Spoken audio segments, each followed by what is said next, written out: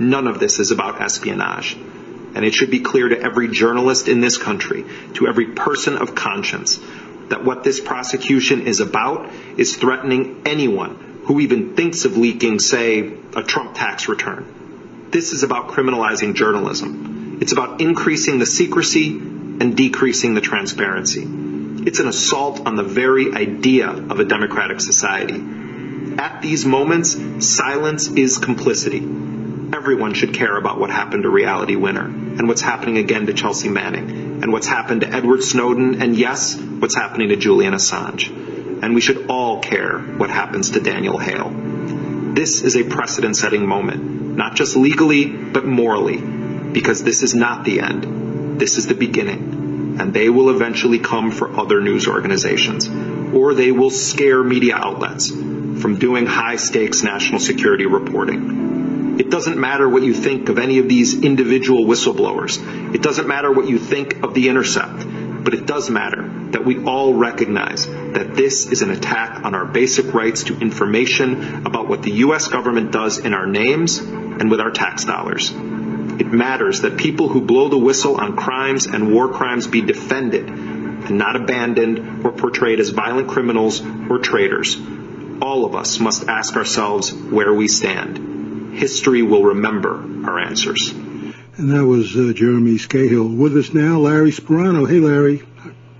Yeah, hi, Kent. So, the big question is, where is the uproar among journalists and publishers? You know, the protests so far have been relatively faint. And this is a crisis of journalism, a crisis of the First Amendment, and there really isn't much protest among those who practice journalism. Right. I mean, I think I just wonder if it's a I don't know why. I mean, that's a good point. I mean, I don't know why. Well, to put it bluntly, they're either scared off or bought off. Bought off in the sense of being on board with certain narratives going along with the either corporations or with government interests and all that. I mean, we all know that the press is already compromised. Right. And the fact that they're not reacting as strongly as they should to this is another indication of how weakened they already are. Yeah.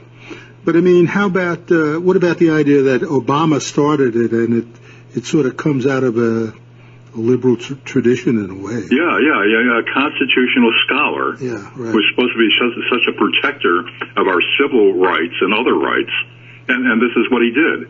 I think more and more, as with other presidents, they're not really in charge. Right. They're controlled by deeper forces, not to sound like a conspiracy nut, but I mean, Trump is a blatant case example where the neocons that surround him now, Bolton and Pompeo and all that, they're really controlling the agenda. Right. And Trump is either too naive to understand how he's being manipulated, or he's going along with it because that's his mindset to begin with. But and the same thing with Obama. He got into office, a relative newcomer, inexperienced, and all of a sudden these major decisions are being made, and a lot of them were unconstitutional. Now, as someone with his background, where does that come from? Right. I mean, a lot with the Assange thing, I mean, a lot of the U.S., I guess, charges are saying that he's not really a journalist. I mean, he's not. Which is a baloney excuse. Because there's nothing in the Constitution. The First Amendment doesn't specify that you have to be a reporter or a journalist to be protected by the First Amendment. So they're throwing that out as a red herring, where people are focusing on that, and the First Amendment has nothing to do with whether or not you're a recognized or a licensed or a government-endorsed journalist. Right. Anybody has a right to publish, especially in this age of the Internet. Anybody who goes on the Internet anybody could go to a mall and start telling a story to people. That's the right of free speech and the freedom of the press.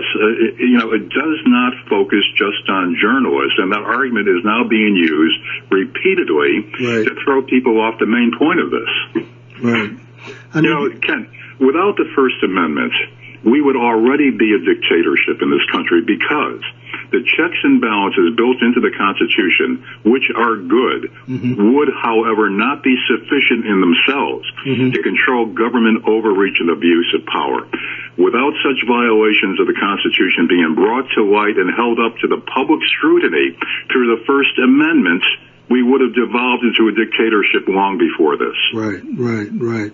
I mean, I agree with you. I think the point that Scahill makes about the mainstream media approaching it as a crime as opposed to dealing with the underlying truths that, come out of the of what's been exposed.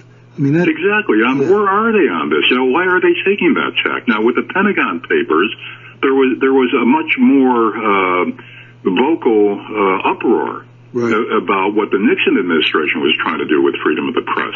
And now, it's almost like they're taking the side of the administration. Yeah. It's not only is it dangerous, it's pathetic for any self-respecting journalist or publisher not to be enraged by this. Yeah. Well, this is an assault on the First Amendment. Without the First Amendment, forget about democracy. Forget about freedom under this government. Yeah. It's that public scrutiny that allowed us to stay free all these years. The Constitution provided the framework, but that in and of itself, without the First Amendment, would not be sufficient because the government has a way of hiding things, has a way of bullying people, has a way of gathering more and more power and engaging in more and more abuse. It's only the public scrutiny that has allowed us to maintain freedom. Right. I agree. And also, Kent, the government routinely overclassifies documents to begin with to hide corruption or incompetence or stupid mistakes. And you add this espionage element, that would complete the government control of information. And you don't have to be a reporter. They're protected by the First Amendment. I mean, you control information, you control people. Because you brainwash them into what you want them to think. You hold back things that you don't want them to know. Yeah. So, this is how serious this situation is. This should be in publications on the air, in the news every day, this issue.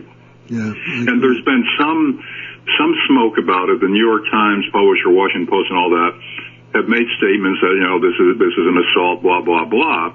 But, it was like a 1 or 2 day story. Where is it now? I haven't heard that much more about it. Have you? No, I've not either. Yeah. All right, sir. Well, we'll keep on keeping on. All right, Ken. Talk to you tomorrow. So far, before we're charged with espionage. Right, exactly. Which could happen, if they get away with this. Yeah, that's true. That's true. All right, Ken. See ya. Bye-bye. Bye now. That was Larry Sparano, longtime former Fox 40 news anchor and an investigative journalist. And you can hear more and see him on his website, which is On Target with Larry Sparano.